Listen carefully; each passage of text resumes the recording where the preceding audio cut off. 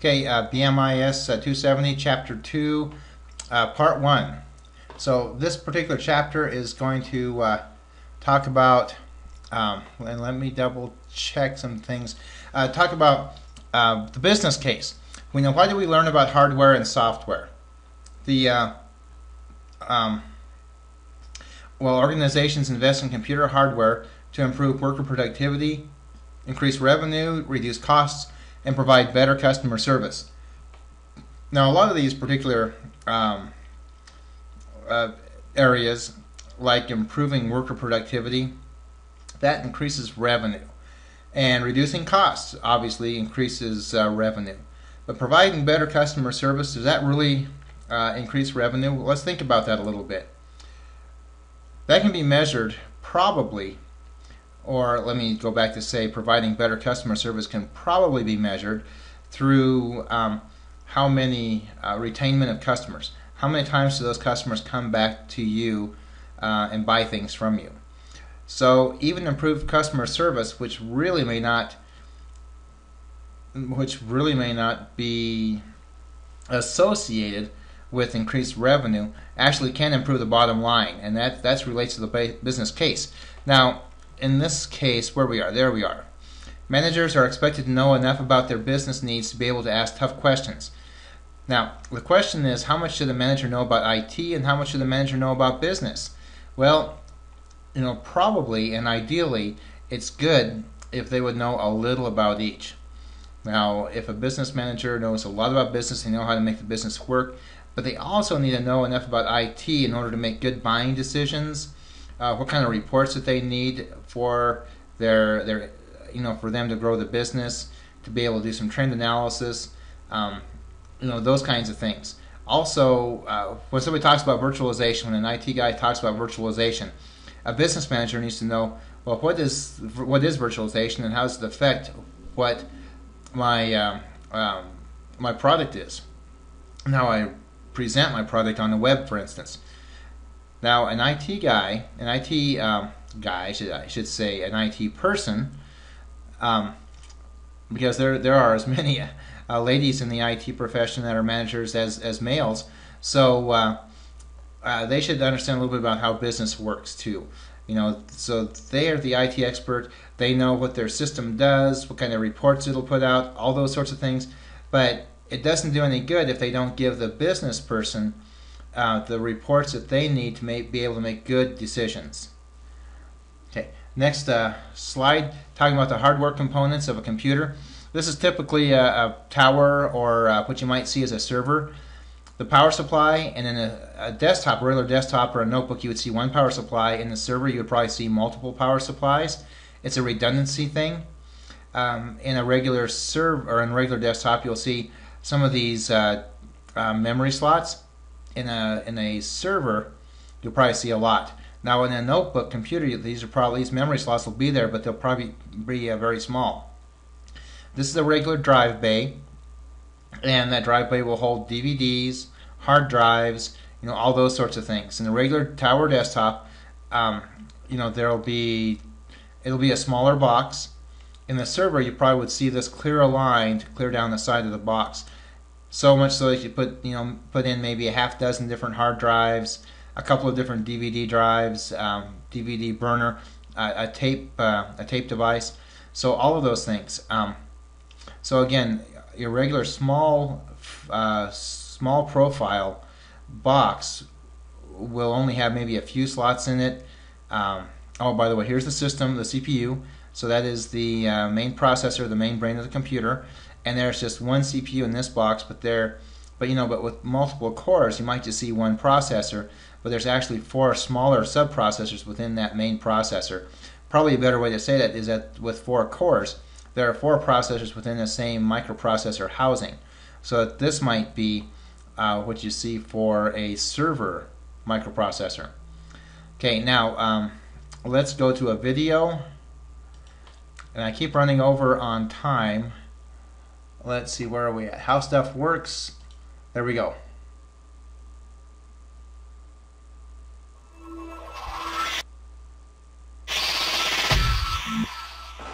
If If you're the kind of person who's always wondered what's inside a computer, then this is the video for you. What we're going to do here is open up a machine and look at the 7 major components that you find inside. The motherboard is the heart of the computer. Every part either sits on the motherboard or connects to it in some way. In this machine, this big red rectangle is the motherboard. The CPU is the central processing unit. It's the brain of the computer. It runs the software and processes the data that you're working on. In this machine, like most, the CPU sits under a big heat sink and fan, as you see here. The people who design CPU chips often leave behind pictures or sayings on the surface of the chip. They're incredibly tiny. You have to use a microscope to see them. But like the Easter eggs in a video game, they're there to amuse and surprise other people. The RAM is the random access memory, and it sits right on the motherboard. It holds the data and the software that you're currently running. On most motherboards, you'll find 1, 2, or 4 banks of RAM. Adding RAM to your machine is a really simple way to speed it up. This is what a stick of memory looks like. To add it to your machine, just find an open slot on your motherboard and slide it right in.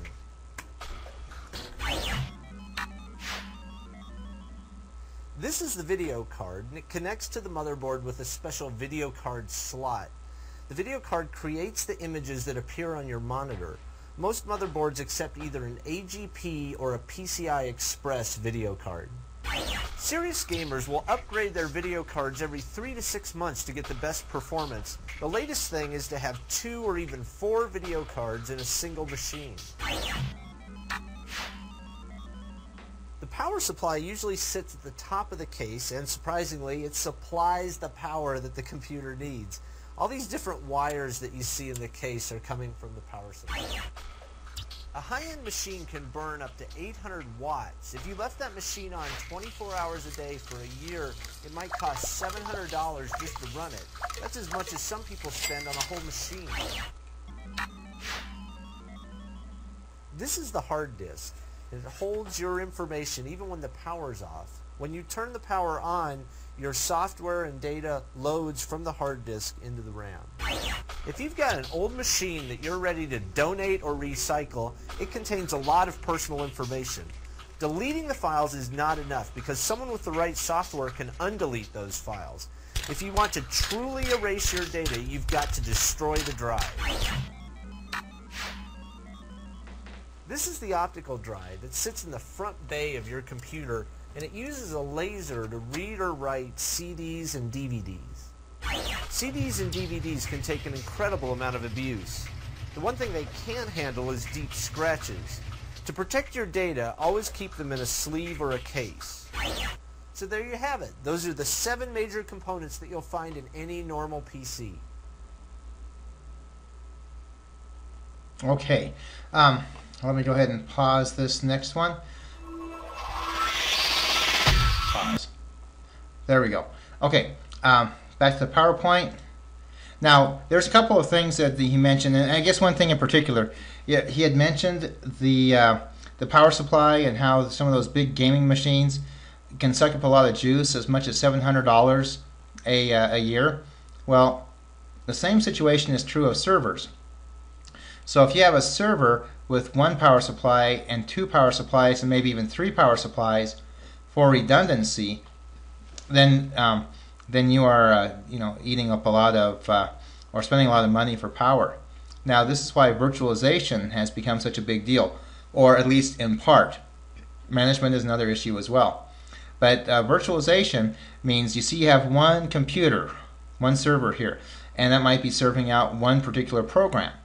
In virtualization, you can take that one computer and that one physical computer and actually add one operating system, a second operating system, a third, a fourth, a fifth, a sixth.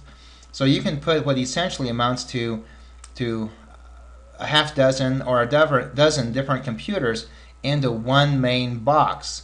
So at that point in time, if it were a 5-to-1 ratio, instead of spending $3,500 in power, you would only be spending 7. So there's a considerable cost savings just from the power perspective with virtualization. and VMware.com does a lot with virtualization. The next slide talks about clock speed a little bit, and it's the rate in cycles per second. Now, one of the things, it's measured in gigahertz. So if you have a 2.5 gig quad 4 processor, or a quad processor, I should rephrase that, quad core processor, then you'll end up with 4 processors, microprocessors, that are each running at 2.5 gig. Okay, so that's kind of how that works. Let's go to the next slide. And I'm doing this because we're in a rush for trying to get this in within 15 minutes. So memory provides a CPU with working storage area for programs and data, and rapidly provides data and instructions to the CPU. So what you have out here is a hard drive. Whenever the computer loads, that hard drive, or starts to boot up, the hard drive will pull I should rephrase that. The computer will pull information off the hard drive and load it into memory. And memory is volatile. When the power goes off, you lose it. That's a downside. The advantage is it's way faster. So that's actually your operating system, all of your applications.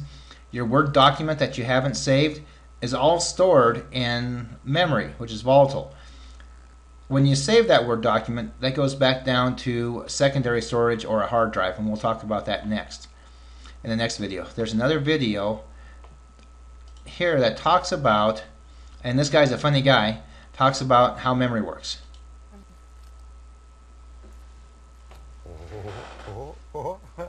Hey man, I got it. Oh hi, today we're going to show you how a computer memory card works. I don't remember. How does a computer memory card work? It's quite complicated. Memory cards work by allowing the CPU to access RAM through a distinct hierarchy.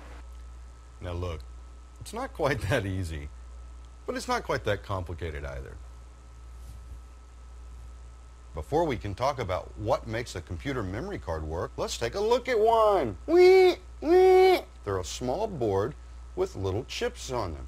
Information or a software program is going to be brought out of the hard drive, across the motherboard, and right on into the memory chip right here in its memory slots. These memory chips actually hold all the software while you're working on it. The programs or any of the things that you actually are working on at the moment. A memory chip kind of works like our conscious memory. Whatever we're thinking about, what I need to do, where I'm going, that's how the memory card works.